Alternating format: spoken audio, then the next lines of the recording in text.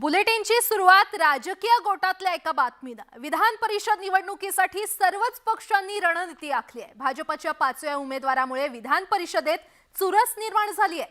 पण याच निवडणुकीच्या माध्यमातून भाजपचे माजी ज्येष्ठ नेते आणि सद्यस्थितीमध्ये राष्ट्रवादीचे उमेदवार असलेल्या एकनाथ खडसेंच्या पराभवासाठी भाजपनं गेम प्लॅन आखल्याची चर्चा आता सुरू झाली आहे। पाहूयात। विधान परिषदेत भाजपचा 5वा उमेदवार, राष्ट्रवादीच्या एकनाथ खडसेंवर वार, खडसेंविरोधात भाजपची मोर्चे बांधणी, विधान परिषदेतही घडवणार चमत्कार। विधान परिषद निवडणुकीची रणधुमाळी अंतिम टप्प्यात आली आहे। 10 जागांसाठी 11 उमेदवार निवडणुकीच्या रिंगणामध्ये उतरल्यामुळे एका उमेदवाराचा पराभव होणं हे निश्चित आहे। भाजपला संख्याबळानुसार 4 जागात सुरक्षित असल्या तरीही भाजपनं 5 उमेदवार रिंगणात उतरवलेत। त्यामुळे महाविकास आघाडीच्या एका उमेदवाराला झटका देण्याचा भाजपचा प्लॅन आहे आणि हा उमेदवार दुसरा तिसरा कुणीही नसून भाजपचे माजी नेते एकनाथ खडसे असल्याचा आरोप एमआयएमचे खासदार इम्तियाज जलील यांनी केलाय।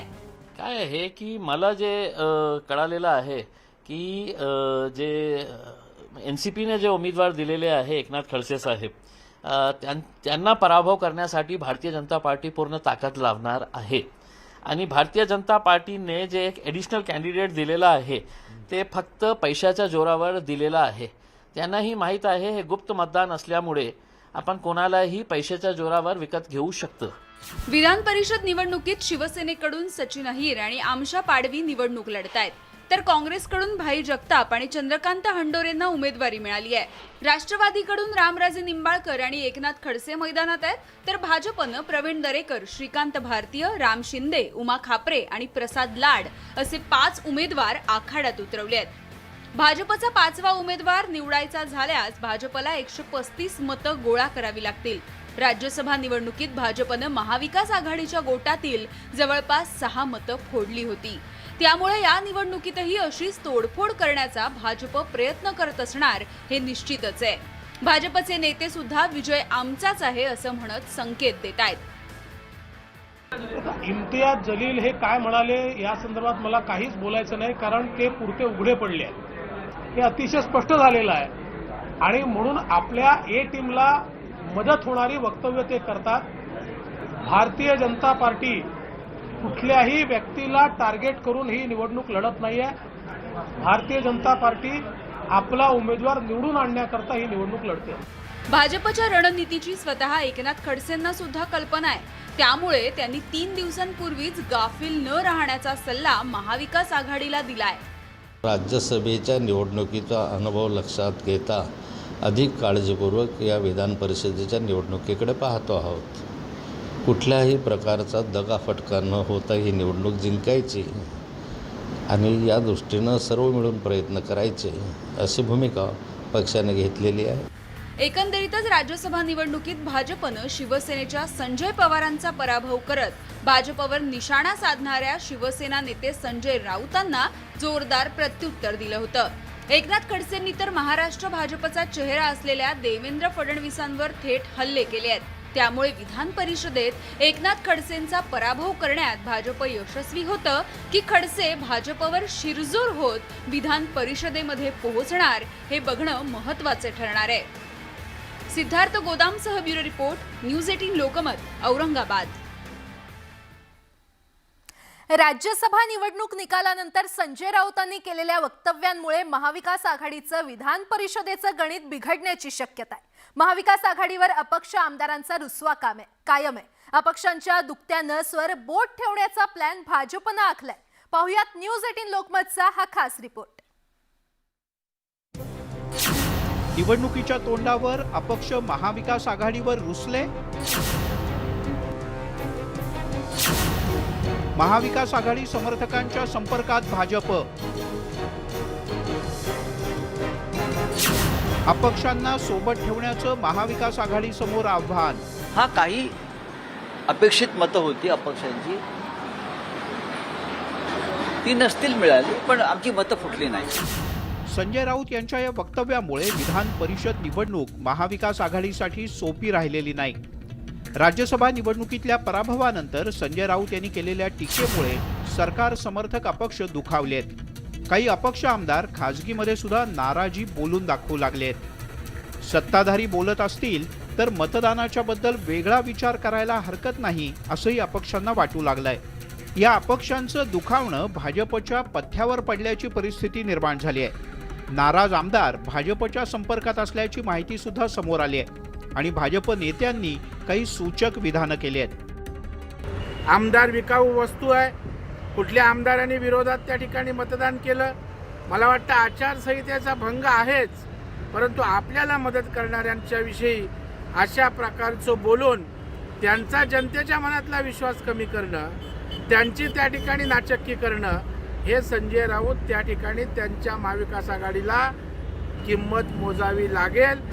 एक एक मत महत्त्वाचं झालेलं असताना महाविकास आघाडीला अपक्षांची नाराजी परवडणारी नाही. अपक्षांच्या या नाराजीचा स्फोट विधान परिषद निवडणुकीत होण्याची शक्यता नाकारता येत नाही. राज्यसभा निवडणुकीमध्ये ओपन मतदान असताना देखील या अपक्ष आमदारांनी आम्हाला मतदान केलं. मात्र विधान परिषद निवडणुकीमध्ये मात्र गुपित मतदान असणार आहे. आम्हाला मोठ्या प्रमाणात आमदार मतदान करतील, आम्हाला मदत करतील आणि आमचा उमेदवार रेकॉर्ड ब्रेक मताने निवडून येईल. व्हिडिओ जर्नलिस्ट दिग्विजयसह मी तुषार रुपनवर, न्यूज 18 लोकमत, मुंबई. पंतप्रधान नरेंद्र मोदींच्या महाराष्ट्र दौऱ्यानंतर आता भाजपनं थेट लोकसभेची तयारी सुरू केली आहे. भाजपच्या 22 जागांमध्ये आणखी 24 जागांची भर घालण्यासाठी फडणवीसांच्या नेतृत्वात मोर्चे बांधणी सुरू झाली आहे. एक एक जागा महत्त्वाची असल्यानं शिवसेनेच्या 18 जागा मिळवण्यासाठी भाजपचे एक एक मंत्री या मतदारसंघावर लक्ष केंद्रित करणार आहेत. भाजपचं मिशन 24 हे नेमकं कसं आहे जाणून घेऊयात या रिपोर्टमधून. लोकसभेसाठी भाजपचं मिशन 24, 47 खासदार जिंकण्याची भाजपची रणनीती. शिवसेनेच्या मतदारसंघावर विशेष लक्ष, त्या 18 ठिकाणी केंद्रीय मंत्री प्रभारी. लोकसभा निवडणुकीत 2 वर्षांहून अधिकचा कालावधी शिल्लक असला तरी भाजपनं आत्तापासूनच लोकसभा निवडणुकीची तयारी सुरू केली आहे. महाराष्ट्रात सध्या 23 खासदार असलेल्या भाजपनं 2024 मध्ये 47 खासदार जिंकवण्याची रणनीती आखली आहे. त्यासाठी गुरुवारी देवेंद्र फडणवीसांच्या नेतृत्वात मुंबईमध्ये बैठक झाली, ज्यात आणखी 24 खासदार जिंकण्यासाठी मिशन 24 ची घोषणा करण्यात आली आहे.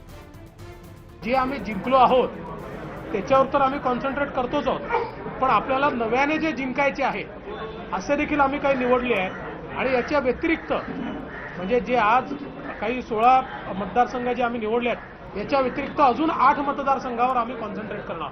48ही मतदारसंघामध्ये ताकदीने आम्ही लढू. आणि यापूर्वी आम्ही दाखवलं आहे 40, 42 मतदारसंघ जिंकणं हे काही सोपं काम नाही आहे. ते आम्ही जिंकलेलो आहोत. त्यामुळे मला विश्वास आहे की आम्ही 48ही मतदारसंघामध्ये आमची तयारी असणार आहे आणि आम्ही जिंकण्याचा प्रयत्न करू. या रणनीतीतून भाजपनं थेटपणे शिवसेनेला टार्गेट करण्याचं ठरवलंय.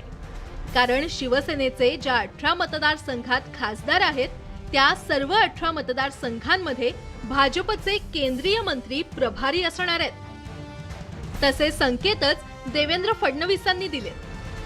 भूपेंद्र यादव जी आहेत किंवा आमचे अनुराग सिंग ठाकूर आहेत, प्रल्हाद पटेल साहेब आहेत, अशा अनेक मंत्र्यांना कामं देण्यात आलं. जसं आता महाराष्ट्रातल्या काही मंत्र्यांना केरळमध्ये, काहींना तामिळनाडूमध्ये देखील काम देण्यात आलं आहे. त्यामुळे देशभरातल्या या मतदारसंघामध्ये सगळे मंत्री जाणार. रणनीती जर भारतीय जनता पार्टी केंद्रीय मंत्र्यांना वापरून करणार असेल तर मला वाटतं या महाराष्ट्रातल्या जनतेचा, या महाराष्ट्रामध्ये असलेल्या शिवसेनेचा पराभव करू इच्छिते तर त्याची लोकशाही तंत्राने लोकच त्याला उत्तर देतील.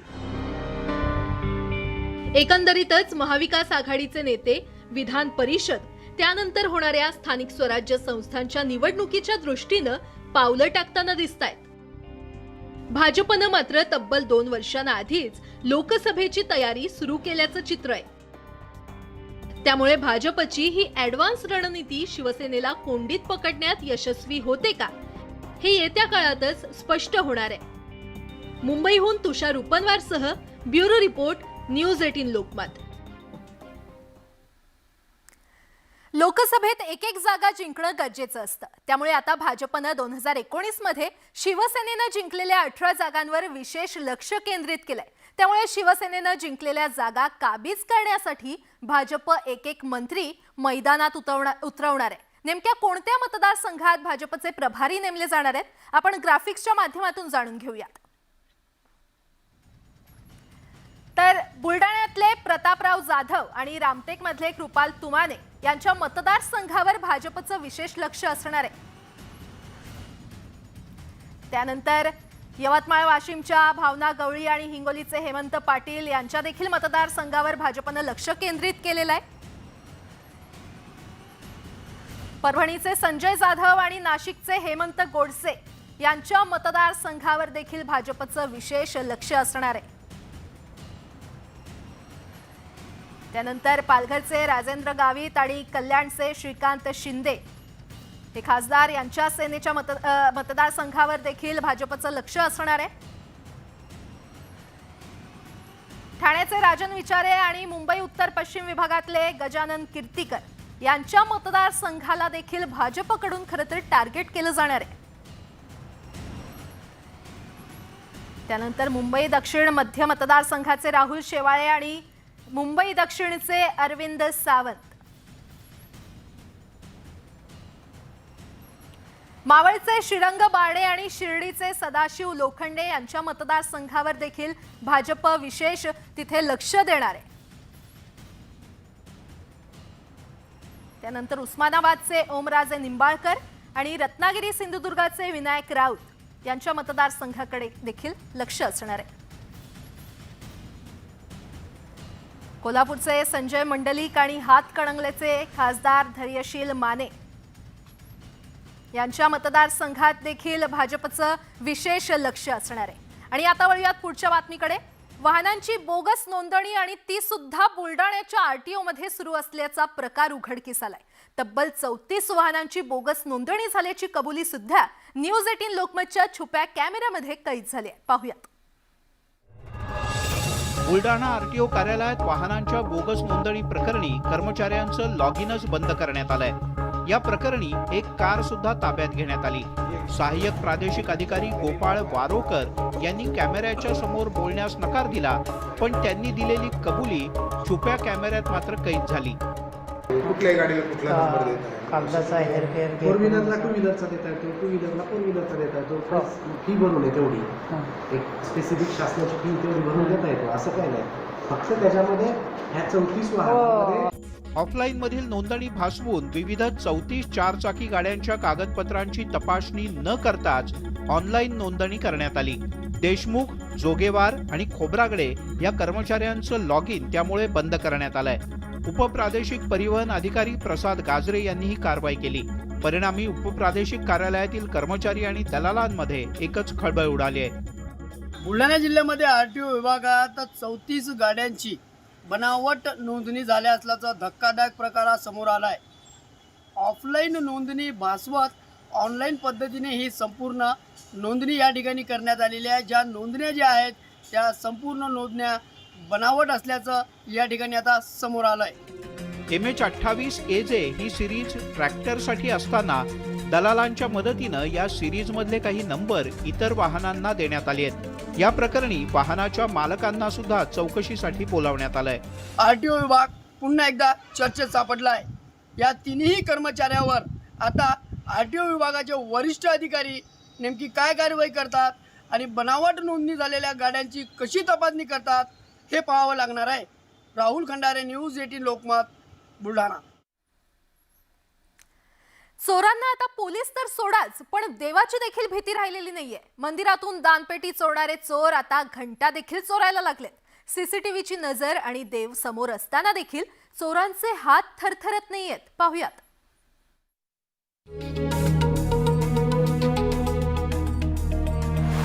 विघ्नहर्त्या गणेशासमोरच विघ्न आले. भक्तांना तारणाऱ्या गणेशाच्या मंदिरात चोरांनी प्रवेश केला. भोकरदन तालुक्यातील पिंपरी फाटा परिसरातील मंदिरात दिवसाढवळ्या चोर शिरला. दानपेटीकडे दुर्लक्ष करून त्यानं थेट घंटेकडे मोर्चा वळवला. चोरानं हातोडीचे 3 प्रहार करून घंटेची कडी वाकडी केली. त्यानंतर चोर बाहेर गेला.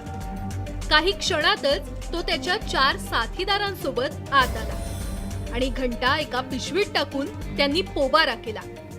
यांना पकडून यांच्यावर जास्तीत जास्त मोठी सजा करा, कारण मंदिराची जवळजवळ 7वी-8वी वेळेस ही आता चोरी करण्याची.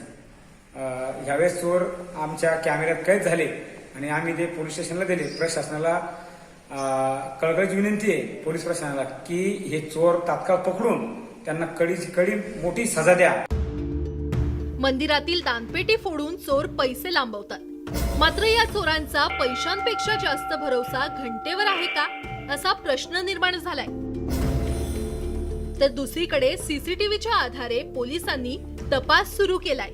विजय कमळे पाटील, न्यूज 18 लोकमत, जालना. शाळा सुरू झाल्यानं उत्साहात शाळेत गेलेल्या विद्यार्थ्यांचा हिरमोड झालाय. पालघर जिल्ह्यातील सुमारे 2200 शाळांपैकी 950 शाळेतील वीज कट करण्यात आली आहे. परिणामी शाळेतील कम्प्युटर आणि प्रोजेक्टर यांचा वापर देखील या विद्यार्थ्यांना करता येत नाहीये.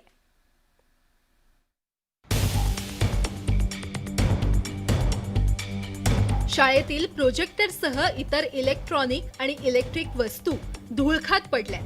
शैक्षणिक साहित्याचा विद्यार्थ्यांना वापर करता येत नाही. तसंच इथले फॅनही वीज नसल्यानं बंद पडलेत. 2 ते 3 वर्षांपासून वीज बिलांचा भरणाच करण्यात आलेला नाही. त्यामुळे महावितरणाकडून वीज पुरवठा खंडित करण्यात आलाय. परिणामी ई लर्निंगचे धडे द्यायचे तरी कसे, असा प्रश्न शिक्षकांसमोर निर्माण झालाय. लाखो रुपयांचं शैक्षणिक साहित्य विजेअभावी विद्यार्थ्यांना वापरता येत नाहीये. शाळेत वीज नसल्यामुळे मीटर काढून दिलेला आहे आणि शासनाची तरतूद, ते शासनाने जर तरतूद दिली मीटर, तर आम्ही मीटर त्याचे भरून लाईट सुरू होऊ शकते. शासन तरतूद देत नाही, त्यामुळे मुलांना फार समस्याचा आणि आम्हाला शिक्षकांना सुद्धा समस्येला तोंड द्यावं लागतं. प्रोजेक्टर आहे शिकवण्यासाठी, पण वीज पुरवठा नसल्यामुळे, खंडित असल्यामुळे मुलांना प्रोजेक्टरवर शिकवता येत नाही आणि गैरसोय होते. ऊन वगैरे पडलं तर गरमी होते, मुलांना प्रकाश पडत नाही, अंधार पडतो वर्ग खोल्यामध्ये. वीज बिल भरणा करण्यासाठी जिल्हा परिषदेनं तरतूदच केली नसल्यानं शिक्षक चिंतेत पडले. विजेचं बिल भरलं तर त्याचा विद्यार्थ्यांना मौलिक शिक्षण देण्यासाठी फायदा होणार आहे. अनुदानातून भरायला सांगितलं, पण अनुदान बाकीच्या याच्यासाठी खर्च केला जातो, त्याच्यामुळे त्याला पुरेसे असे पैसे नाही. जवळपास 7-8 हजार असं आहे. 1-2 वर्षापासून लाईट बंद आहे. शाळांचा वीज पुरवठा कधी सुरळीत होणार याविषयी जिल्हा परिषद शिक्षण अधिकारी यांच्यासोबत न्यूज 18 लोकमतनं संपर्क साधला. मात्र त्यांनी कॅमेऱ्यासमोर बोलण्यास नकार दिला.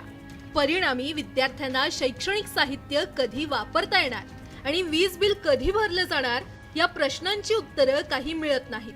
विजय राऊत, न्यूज 18 लोकमत, पालघर. राज्यात स्टेट बोर्डाचे 12वीचे निकाल लागताच बहुतांश कॉलेजने डिग्रीच्या पहिल्या वर्षासाठी प्रवेश प्रक्रिया सुरू केली आहे. पण सीबीएसई आणि आयसीएसईच्या या केंद्रीय बोर्डाच्या 12वीच्या परीक्षाच मुळात गेल्या 13 तारखेला संपल्या. त्यामुळे त्यांचा निकाल किमान 45 दिवसांनी लागेल. त्यामुळे सीबीएसईच्या विद्यार्थ्यांच्या प्रवेशाचं काय, असा प्रश्न त्यांचे पालक विचारतात. पाहुयात न्यूज 18 लोकमतचा एक्सक्लुझिव्ह रिपोर्ट.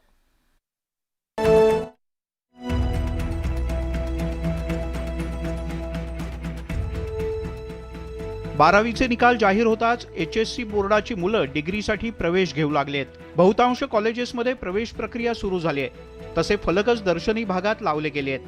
पण या सगळ्या धामधुमीत सीबीएसईच्या विद्यार्थ्यांचं काय, कारण त्यांचा अजून निकालच जाहीर झालेला नाही.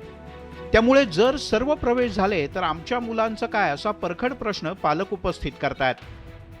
आता तर पुढे मेडिकल, इंजिनिअरिंग एंट्रन्स आहेत, बाकीच्या गोष्टी आहेत, बरोबर, पण अजून सुद्धा त्याचा रिझल्ट नाही. तर मुलांनी कुठल्या आधारावर पुढचं गणित आयुष्याची सोडवायची आणि कुठल्या परीक्षेची प्रिपरेशन करायची. कॉलेजवाल्यांचं म्हणणं आहे की आता फक्त 12वीचा स्टेट बोर्डचा रिझल्ट लागलाय तर त्या लोकांचंच फक्त ॲडमिशन होईल.